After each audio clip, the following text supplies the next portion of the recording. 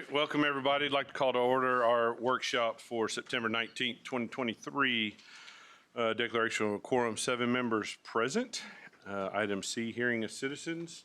We have nothing, and that brings us to item D, D1, consideration, discussion, and possible action related to setting a date for the next management oversight workshop to discuss the district system for student transportation.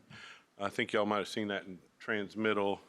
I believe you have the date. Yeah, we've got 2 dates, October 23rd or November the 13th. That usually has taken place in the past in a lunch style meeting, approximately 2 hours. You guys can decide which date works better for you. We'll get it set up. Is there a certain date for someone that just says no go? Tell me the 2 again. October 23rd. October 23rd, November the 13th. Both a Monday. No, 11 to 1. I'm good with either. Either.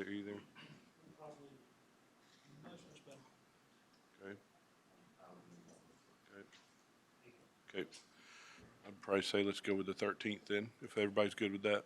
All right, so we'll do November 13th, 11 to 1. Make sure you put it in the calendars. I'm sure we'll get a reminder sent out as well. Item 2, consideration and discussion regarding grades K through 12 accelerated instruction provided during summer 2023. This time, Dr. Hickman and Mrs. Parkinson will deliver this information.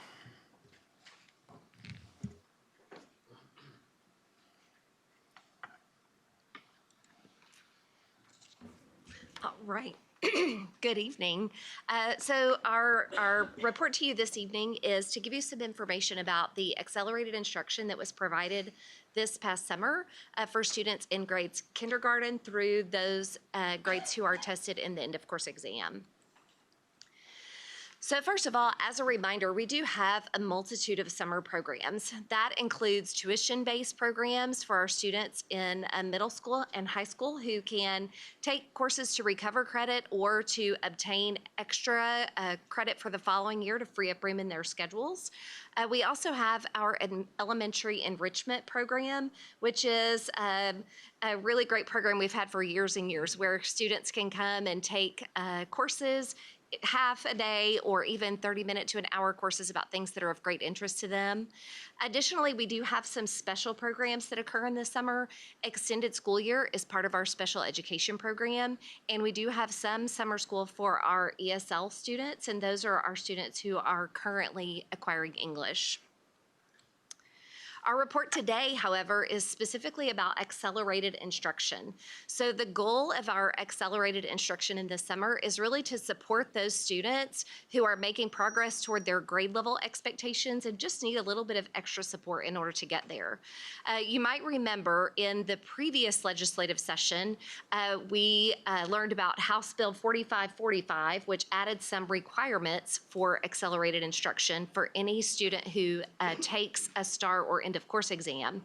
In this past legislative session that is mostly finished, we anticipate may continue soon, we added House Bill 1416 to that. So 1416 actually revises some of the items in House Bill 4545, but ultimately it is about the required accelerated instruction associated with our state exams. We do provide this accelerated instruction at no charge, and we include students in kindergarten through the EOC. Our thought process there is if we can intervene early with those students in K1 and 2, then perhaps they won't need the required accelerated instruction whenever they get to that first STAR exam in 3rd grade. And then finally, just as a reminder, this does align with Strategic Design Goal 2, which is about elevating outcomes for our historically underperforming student groups. We thought it would be a good reminder for you all about what are the legislative requirements behind our accelerated instruction program. So this is both House Bill 4545 and then as is amended by House Bill 1416. So it requires that any student who does not pass a STAR exam or their end of course exam must receive supplemental instruction. Basically, it's what we know as tutoring. They have to receive tutoring. There are some specific requirements about that, such as it has to be outside of regular instruction. So you can't pull a student from their reading class to get supplemental instruction in reading, because then they would be missing that core instruction during the day. So it can't happen during the course of the regular school day unless there is a specifically designated time on a campus for that. Additionally, something we'll be able to take advantage of in the 23-24 school year is that if a student who requires accelerated instruction is placed in the classroom of a designated teacher under teacher incentive allotment, then that qualifies as their accelerated instruction hours. So they don't have to receive the hours because they are being taught daily by a designated teacher. Again, we couldn't take advantage of that last year, but we can for 23-24. The normal instruction has to be a supplement to what's happening in the foundational curriculum. And then one of the things that changed with 14-16 is the number of hours. So initially, students had to receive 30 hours of supplemental instruction for each exam they did not pass. Under 14-16, that changed just a little bit. Some of our students only have to receive 15 hours for each subject that they did not pass. Some have to receive 30. So the way the state has designated that for us is a low did not pass and a high did not pass designation. And so the students in high did not pass, it's only 15 hours per course or per test. The other little caveat to that is for all of our third graders, if they did not pass one of their STAR exams, they must have 30 hours for each exam. So the 15-hour requirement does not apply to our third graders. The other requirement that's important to note is that this must be provided individually or in a group of no more than 4 students. So under 45-45, that was a group of 3 students. 14-16 bumped it up to a group of 4 students. We do have permission, however, to ask our parents to sign a waiver, noting that that instruction might be provided in groups larger than 4. And by and large, our parents understand that we are doing whatever we need to help their students be successful and are happy to work with us as we work on those group numbers. Quick question, I apologize if you've already said it, but passes the STAR is what level? Approaches. Yes, this is for students who did not meet. Okay, Yeah. thank you. Okay, I will kick us off with our programs about an overview of the elementary program specifically. So the first thing that we have to do is say we have 10 elementary schools. We're going to have 1 summer program. How are we going to allocate the spots that we have to our students?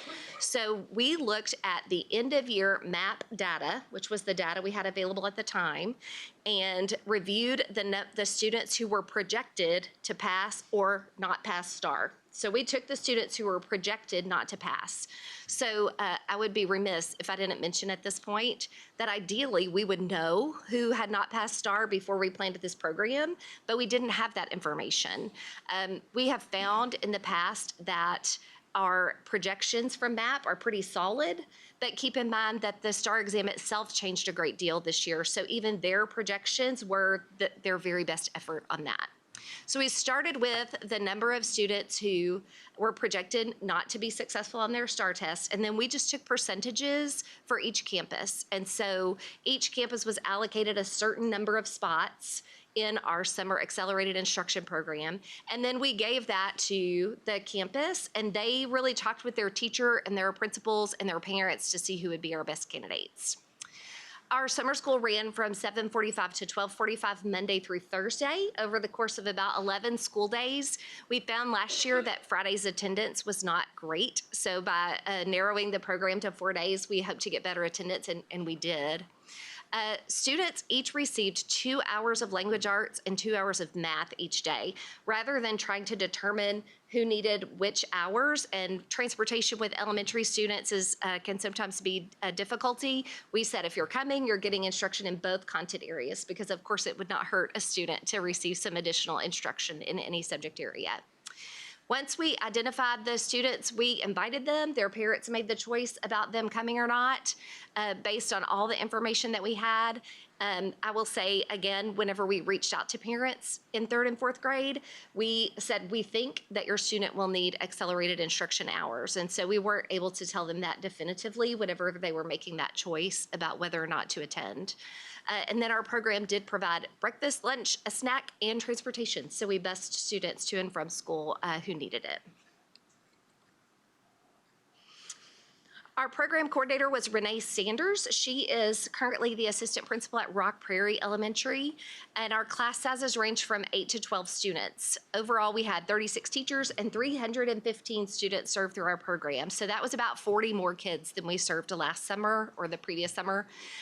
And when it comes to our third and fourth graders who attended, we provided 5,072 hours of accelerated instruction credit over the course of those 11 days. So we found that to be a really successful part of the program.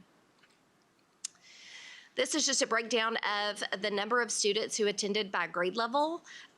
You can see we actually had quite a lot of our third grade students attend. That was our largest group. But again, we're working also on what we could do to intervene early with some of our younger learners. And this is just a quick summary of the hours that were completed for accelerated instruction. So in third grade, we had 80 students who attended. 57 of those completed 20 or more hours per subject. So that means that their attendance was really good. They had an opportunity to earn 22 hours per subject.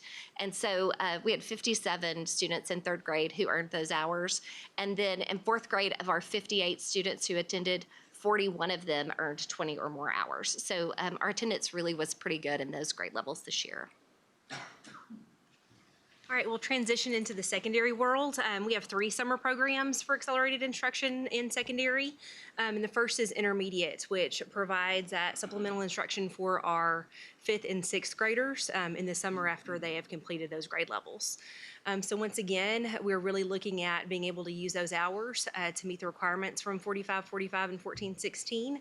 But as Stormy has shared, we also did not have our STAR data in prior to this program. Therefore, we also chose to use our end-of-year projection data for STAR related to our MAP assessment. We were able to offer accelerated instruction for both math and English language arts at intermediate level. Our students who needed one subject attended from 8:30 to noon. Those who were getting instruction in both stayed until 2 p.m. And we use our accelerated instruction summer programs as an opportunity to pilot some things. And so this year, we also supplemented with science instruction because that is a good way to enrich their experience and make it more engaging. And we also sneak in a little practice with both math and English language arts whenever we are looking at science as well. Once again, we also provided breakfast, lunch, and the snacks and transportation like our elementary programs as well. Our program coordinator was Keisha Shepard. The class sizes there range from about 6 to 8, depending on student needs. And she employed 33 teachers and tutors. And I wanted to call that out because we can meet accelerated instruction requirements, both with certified teachers, but also with folks who are well-trained in our tutoring materials. And so we're able to use some of our graduates, some of our folks from A&M, some different subs, and we worked the network to be able to increase our number of folks serving our kids. In this program, we served 195 students this summer. This is slightly down from the number of students that we served last summer. I will say, Stormy called out their goal of 350 students. Since we really feel a lot of the burden of the requirements of accelerated instruction at the secondary level, we take the approach of as many students as will come, we will figure out how to serve you. And so I wanted to emphasize that our principals, our campus counselors, worked really hard at recruiting students to come.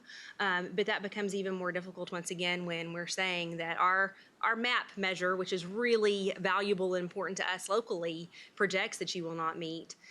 That's not quite the same carrot as knowing with certainty whether a student did not meet passing standards on a STAR exam or not.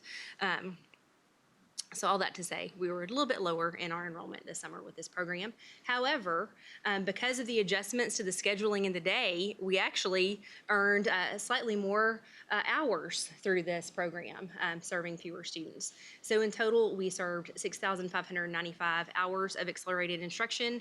About 1,000 of those hours are captured in that supplemental science instruction that I mentioned as well. Students could earn up to 6 hours if they had perfect attendance. For science instruction, and then if they needed to attend both math and English language arts, they could get up to 22 hours through the program as well. We were really excited about the changes here. It was highly engaging. The summer programs always have such great environments, and our kids really enjoy them. All right, as far as participation, the purpose of this slide really is to show the number of students who needed supplemental instruction in both math and reading, which you'll see makes up just about half of the program students needed both areas and stayed with us all day. As far as number of hours completed, I will echo Stormy in that we had really good attendance and program participation. So when you look at our students who completed more than 20 hours, that's 2/3 of our 5th grade math, for example, which for a summer program, especially once the kids get a little bit bigger, they're choosing to be there, and we're happy that they're taking that opportunity. Middle school is very similar in structure to the intermediate program. This, once again, meets those requirements for our 7th and 8th graders. We offered that program Monday through Thursday, 4 days a week, and had that same model of if you only needed one subject area, you came only for part of the day. Folks who needed 2 tests stayed for the majority of the day with us. We did only focus in on our English language arts and math this summer for this group, and they were able to get their 30-hour requirement if they were staying all day, just based on the way the day was structured. Once again, we used our map projections, and it is a full service experience with breakfast, lunch, snack, and transportation. Our program coordinator was Allison Gilmore. Class sizes here were a little bit more varied, ranging from 5 to 10, and she served these students with 38 total teachers and tutors. She served 240 students, and this number really kind of flip-flopped. Last year, our middle school program was much smaller than intermediate. This year, middle was the much larger program. We earned not quite $7,000, or $7,000. I wish we had $7,000. 7,000 hours of accelerated instruction credit here with our 5th and 6th graders. And when we look at how that breaks down, you'll see that it's very similar to intermediate, with most of our kids staying all day with us and needing instruction in both math and English language arts. Additionally, we had a strong program participation with a lot of students being able to meet that 30-hour requirement. And then when you look at more than 20 hours coupled with our kids who met the requirement, that's the vast majority of our students who attended. So really strong program participation and attendance this summer. Okay. All right. So now we shift into high school, which is the one area where we did have scores. They arrived right at the end of May, and we started this summer program as quickly as we could once we could get our teachers in place and trained to be able to provide this opportunity. And so with our high school program, we're meeting those supplemental instruction requirements for all 5 EOCs, English 1, 2, Algebra 1, U.S. History, and Biology. We also include a credit recovery component for our end of course exam subjects, but also English 3, because some of those students who are still struggling to earn credit there are also in need of reassessment on their end of course exams. And we discovered that really adding that credit recovery component is quite motivating for students to attend. Okay. Once again, we did not participate on Fridays because we learned even last year we only have 10 days basically before they take their summer retest, but they weren't coming for those 2 Fridays, so we shortened the program to 8. We could still get 28 plus hours possible in one subject. The schedules at the 2 comprehensive high schools were slightly different, and so we did have some students meet their 30-hour requirement. Both campuses offered 1 session per day in the afternoon after the tuition-based summer school, and we also piloted some morning opportunities to see if it could entice some more kids, had some flexible options as well. We did identify our students based on their end-of-course exams, once again, knowing that we wanted to make sure we were preparing them as best as we could for that June retest opportunity that we do have at the high school level. And we did feed our students lunch. They could arrive early and have lunch with us, and our students who needed to be at the tuition-based program in the morning could ride the bus with us, eat lunch, and then participate in accelerated instruction should they need to do so. Our program coordinators were Ann Scott at A&M Consolidated High School and Matt Pekar at College Station High School. Our students from College View are welcome to attend either of the programs, depending on where their zone campus is and their location. The class sizes here range from 6 to 32, and I know that's going to cause some question. Why did we go to 32? Depending on the day, we have a variety of, a wide array of numbers of students who actually show up. And so at the beginning, we did have more students come for English at one of our campuses. And so they were operating at pretty much a regular class size there at the beginning. And then as students filtered out and they were able to recruit some more help, we're able to adjust that. But I wanted to be transparent in that in this short window of time with the help that we have, we make the best of our situations. They, between both campuses, had 25 teachers and tutors and served 278 students and earned just over 5,000 hours of required supplemental instruction. So this is the subject area breakdown of our program participation. You can see that most of the students that we serve in the summer are in the area of English. And we will, in our public hearing, look a little bit more closely at the data around that, and that really parallels with the number of students who need to be served, need to earn those hours. Algebra 1 is also one that we had a lot of participation in this summer. U.S. History has our lowest numbers, and I'd like to point out that's because really when you look at our students' performance on that, we performed at a very high level. We have very few students who needed the U.S. History component as well. All right. I'd shared that we integrated credit recovery. Through the activities and accelerated instruction, our students are able to show mastery of the essential grade level or subject area standards. And so once they have shown that mastery, we do grant some of those kiddos who need the credit, which helps them progress toward their graduation requirements. And so we had students earn 70.5 half credits or semester credits to help them progress toward their graduation requirements as well. So this looks slightly different, and so I want to kind of talk you through it. Since we did have STAR results, the first column shows you the number of students who needed to attend the high school accelerated instruction programs. The second column shows us how many students actually attended. And then in parentheses underneath is the number of students who attended accelerated instruction, they came to tutoring, and actually took their retest. And so, for example, for Algebra 1, we have 53 students come to accelerated instruction. Only 30 students came on the day to take the actual reassessment in the summer. And that's a trend that we've seen over time. That matches last summer as well. Okay. We had 41 of those students complete at least 20 hours, which is a significant proportion. And then you can view the rest of the information from there. On the whole, we had some really good participation from our high school folks, especially when you look at English 2, having over 100 students come and participate in accelerated instruction in the summer is really phenomenal. Yeah, that one stood out to me too. I was curious, do you have any idea why that one had a higher percentage of, kids come to summer school than some of the, maybe the freshman classes? Anecdotally, I would say I think that at this point, students have a familiarity with the importance of passing their end of course exams and are a little bit more motivated. I also think that the areas where we are earning our credits, that motivate students to come in. And so I'll go back and look. We had, oops, I went too far, I apologize.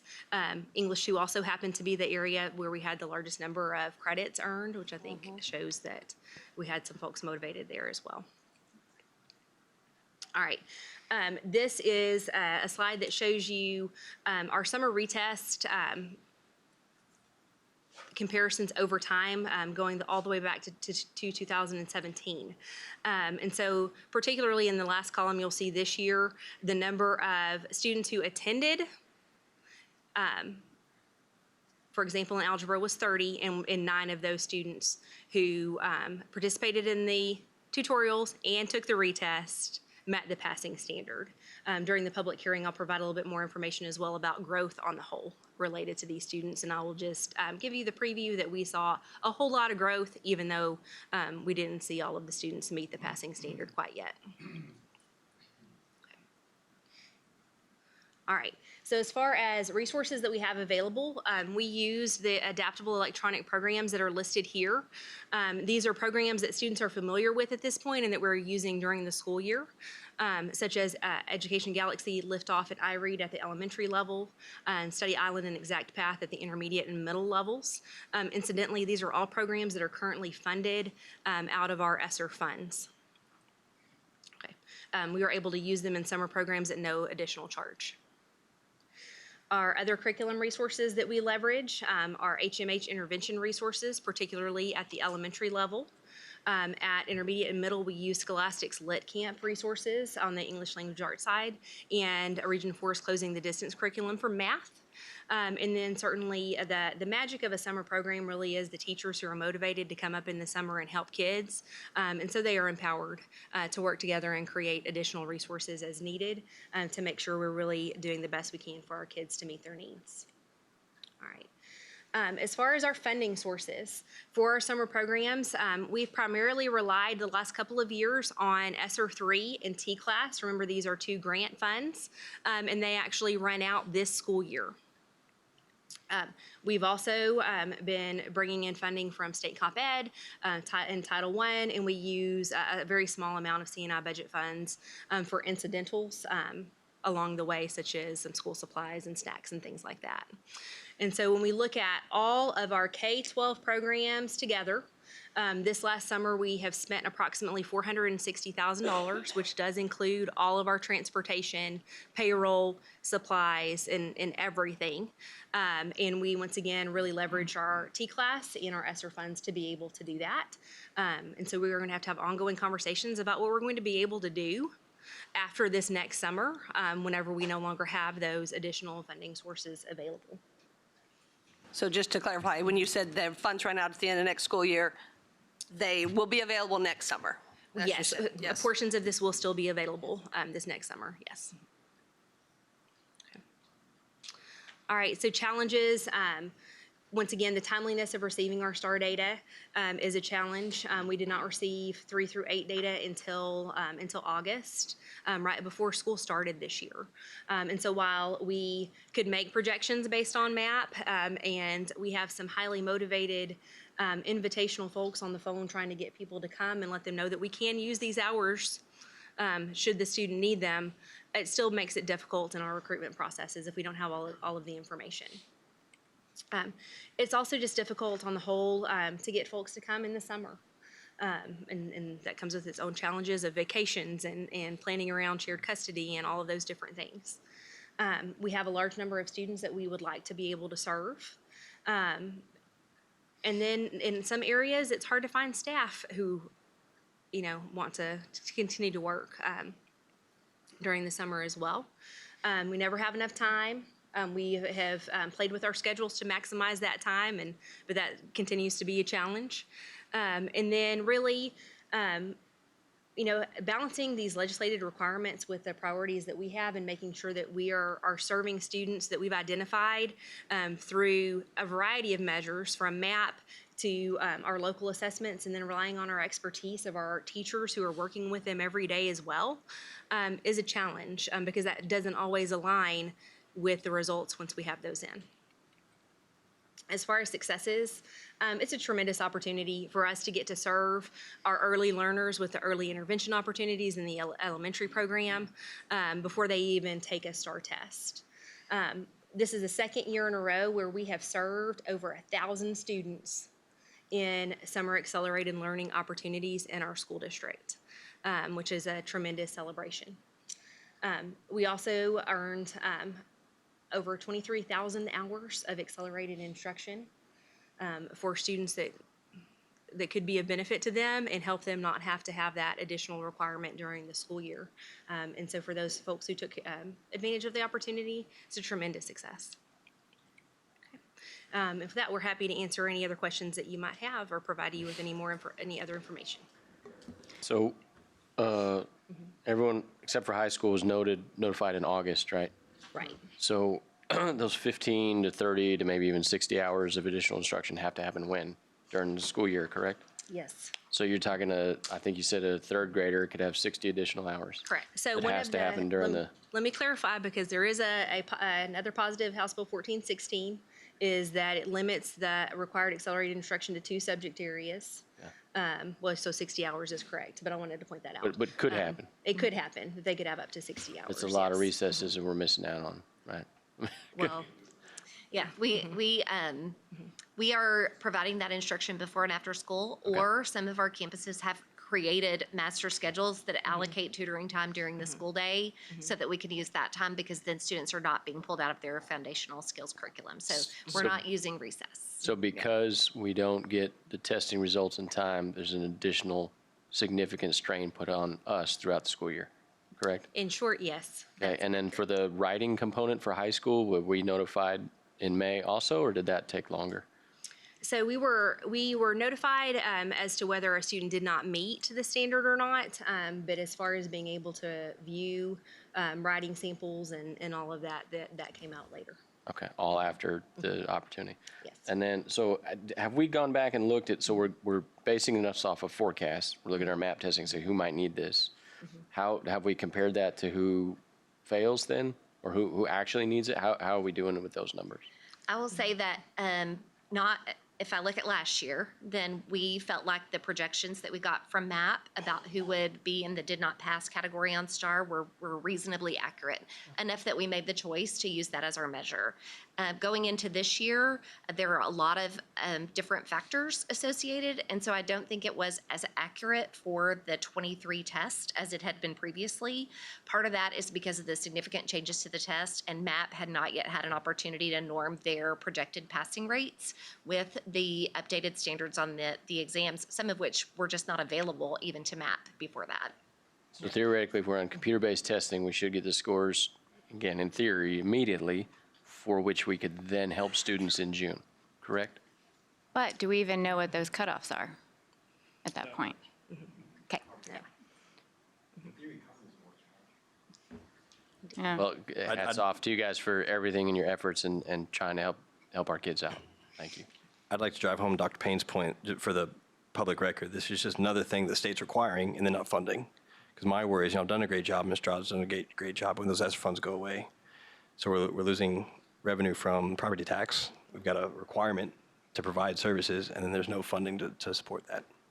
Correct. You're looking at $460,000 that we spent with another unfunded mandate that may or may not have reached all the kids that we were supposed to technically. And we're paying for the map to don't supplement to have Dr. the Payne's data. point. So I just want the public to understand that, appreciate what y'all do. Are there any legislators here? Okay, so I do have a curiosity question. Just out of curiosity, do we ever take these kiddos, because I trust the MAP scores much better, and I like that we get the immediate feedback from MAP so that teachers can react. Do we ever look at these kiddos at their end of year MAP scores from the previous year, and then they do the accelerated learning, and then do we look at their beginning of year MAP scores to see where these kids are? So we have started the work of doing all of those comparisons. So end of year last year versus beginning of year this year versus who came to accelerated instruction and who didn't, and also STAR performance. Yes. So we're in the process of putting those pieces together. It is complex at the district level to get that in a concise report for everyone. I will say on our campuses, they are working very diligently in knowing their own particular students and what accelerated instruction they might need. And specifically, what MAP can help us with is where are the gaps and what do we need to do to address those? Right. No, I agree. That was exactly my thought too, because it's great that we're getting, we have mostly numbers on attendance and, how many we could get them to make the state hours, but also we really want them to, to improve their skills. And so to be able to kind of differentiate the improvements from the kids who actually went to the program, I think would be very helpful. In general, there is lots of research that shows that good summer school helps kids for many reasons. Not only are we for targeted reasons, but also just because of a little bit more time that they're in front of the material. So, there's probably other benefits than just, the targeted instruction. One other, I guess I see I guess kind of general question. I obviously see some pros, and we talked about pros about doing the summer instruction, but, just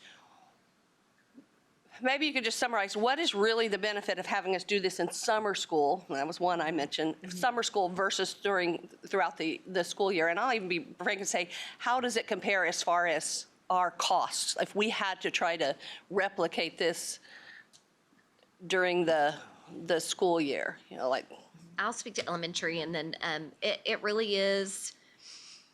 It is an additional expectation for our teachers, right? That they're working outside of the school day, providing that additional tutoring time. Whenever we have teachers who they volunteer to come and work in the summer, then we know that they're there for that purpose and we're compensating them appropriately. Should we only do this before or after school, for example, then I would think that we would still need to compensate teachers for the work that they're doing with students. So the large portion of that cost is really personnel, and we would still have some personnel costs associated no matter when we chose to do it. I don't know if it's... I will add to that, before and after school is when a lot of the secondary kiddos are taking advantage of the opportunity, and we have those same concerns about valuing our professionals' time and compensating them. And we've been able to do that the previous couple of school years through some of our ESSER allocation, but we don't have that right now. And so currently working with principals to strategize how they might be able to do that before and after school. The other thing that's slightly different at secondary is that we do have some version of advisory, advocate. It comes by many names, but we do have that built-in time throughout the day that we're also leveraging. And we have some creative scheduling going on. For example, like at College Station High School with their win time, running an adjusted morning activity schedule frequently that also allows us to regroup kids and pull kids and use the time during the school day. And so that doesn't have the same personnel cost because that's within contracted hours, but it does have the preparation time needed and all of those things that come along with it. It also lowers our numbers because we didn't do anything in the summer. Then all of those kids that came this summer, everything has to be done during the school day. And then it becomes problematic to try to get all that done during the day. So if you can knock out several hundred kids in the summer, because they're not required to come, the students that didn't come, can't come, or whatever, there's an opportunity, those numbers are lower to be able to do it during the school day. And thank y'all. It seems like there's a variety of different ways to kind of measure the success of this program. And obviously the numbers, the sheer numbers are one way to do it. But do we have any data on the percentage of kids that no longer need accelerated learning? So if they're having to do it or they're asked to in third and fourth grade, are we seeing those same kids in seventh, eighth, ninth grade?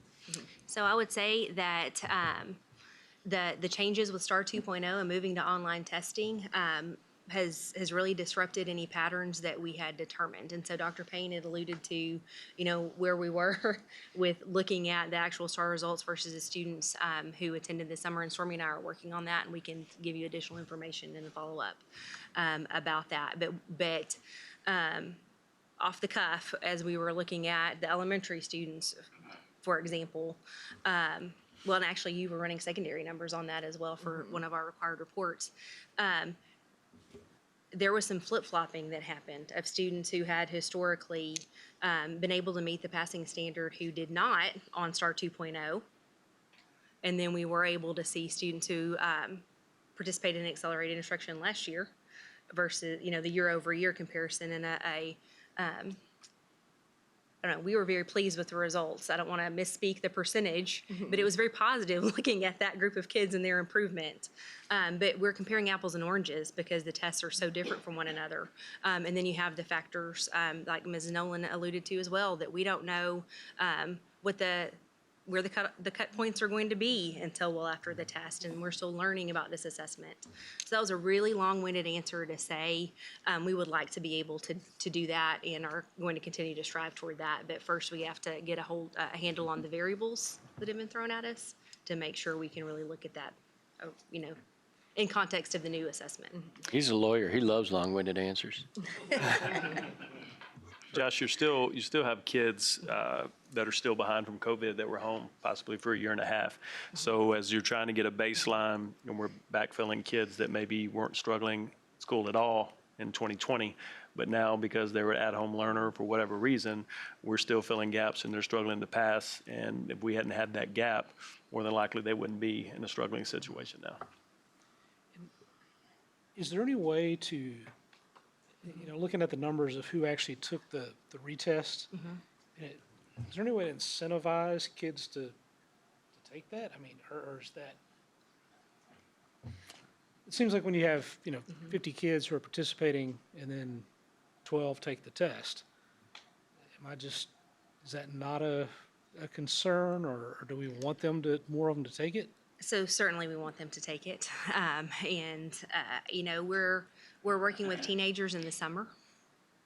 And so if you have some suggestions for us as to different ways we might entice them, we certainly would be open to have some outside of the box exploration of that, because that is a concern that we've had over time, and we need to figure that out. What is the motivating factor to get folks to come?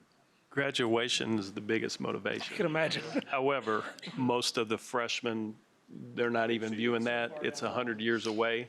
But then you see as they get to their junior year, that participation is a lot better, because graduation is something that they can see and is tangible and, okay, it's close.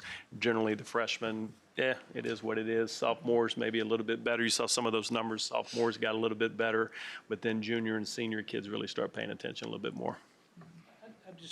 I'd be curious as to how our retest numbers compare to other districts similar to ours, and what are they doing if they have more kids retesting?